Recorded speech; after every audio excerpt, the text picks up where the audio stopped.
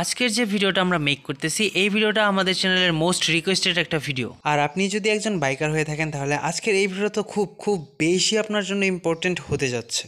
তো আজকে আমরা এই ভিডিওতে আলোচনা করব বাইকের মাইলেজ নিয়ে। আজকে আমি এই ভিডিওতে এমন 5-6টা টিপস বা এমন 5-6টা উপায় বলে দেবো যেগুলো যদি আপনি মেনটেন করে বাইকটা রাইড করতে পারেন তাহলে আমি মনে করি আপনার বাইকের থেকে আপনি সর্বোচ্চ মাইলেজ পাবেন। একই মডেলের দুইটি বাইক দুইজন রাইড করতেছে, একজন পাচ্ছে 40+ মাইলেজ আর একজন 30 পাইতে কষ্ট হয়ে যাচ্ছে। তো এইসব কারণ কেন হচ্ছে, কিভাবে হচ্ছে এবং এইসব কারণ থেকে কিভাবে রেহাই পাওয়া যায়, এই ব্যাপারগুলো আজকের এই ভিডিও থেকে জানতে পারবেন। তাহলে চলুন বেশি কথা না বাড়িয়ে এবার ভিডিওর মূল টপিকে যাওয়া যাক। আর ভিডিওটা শুরু করার আগে ছোট্ট আরেকটা রিকোয়েস্ট রাখবো আপনাদের ছোট ভাই হিসেবে, ভিডিওটা দেখার পর যদি ভিডিওটা আপনাদের কাছে ইনফরমেটিভ লেগে থাকে, ভিডিওটা ভালো লেগে থাকে, তাহলে আপনাদের ছোট ভাই হিসেবে বারবার রিকোয়েস্ট করব একটা সাবস্ক্রাইব করবেন এবং আপনাদের মূল্যবান মন্তব্যটা জানাই যাবেন অবশ্য ভিডিওটা দেখার পর যদি ভালো লাগে। বাইকের মাইলেজ ভালো হওয়ার প্রথম যে সূত্রটা আমি আপনাদের বলবো সেটা হচ্ছে আপনার রাইডিং স্টাইল। আপনি ভাই যেভাবে বাইকটা মেনটেন করে রাখেন না কেন, যদি আপনার বাইকের রাইডিং স্টাইল যদি ভালো না থাকে তাহলে আপনি কোনো বাইক থেকে,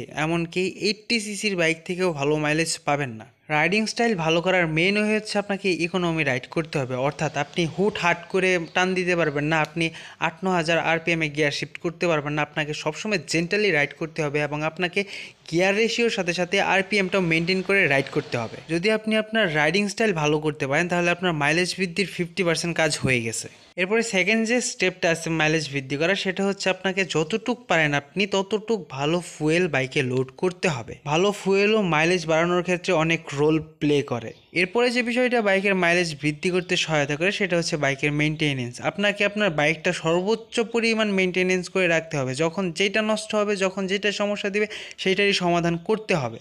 এমনকি বাইকের টায়ার প্রেশার, চেনের অ্যাডজাস্টমেন্ট এবং এয়ার ফিল্টার এইসব ব্যাপারেও আপনার লক্ষ্য রাখতে হবে। এরপর আরেকটা বিষয় আপনার মানতে হবে, আপনি যতটা পারেন জ্যামযুক্ত রাস্তা অ্যাভয়েড করুন এবং ফ্রি রাস্তায় বাইকটা রাইড করার চেষ্টা করুন। আরেকটা ব্যাপার খেয়াল রাখবেন, সেটা হচ্ছে আপনার বাইকের দুইটা চাকাই যাতে ফ্রি থাকে। আর ভাই বিশ্বাস করেন পিছনের বলে আসা কথাগুলো, বাইকের মেনটেনেন্স, বাইকের ভালো ফুয়েল এবং ইকোনমি রাইডিং স্টাইল, এই ব্যাপারগুলো যদি আপনি মেনটেন করতে পারেন, বাংলাদেশের যে কোনো বাইক যেগুলো বাংলাদেশে পাওয়া যায়, যে কোনো বাইক থেকে আপনি 35 মাইলেজ ইজিলি পেয়ে যাবেন সর্বনিম্ন।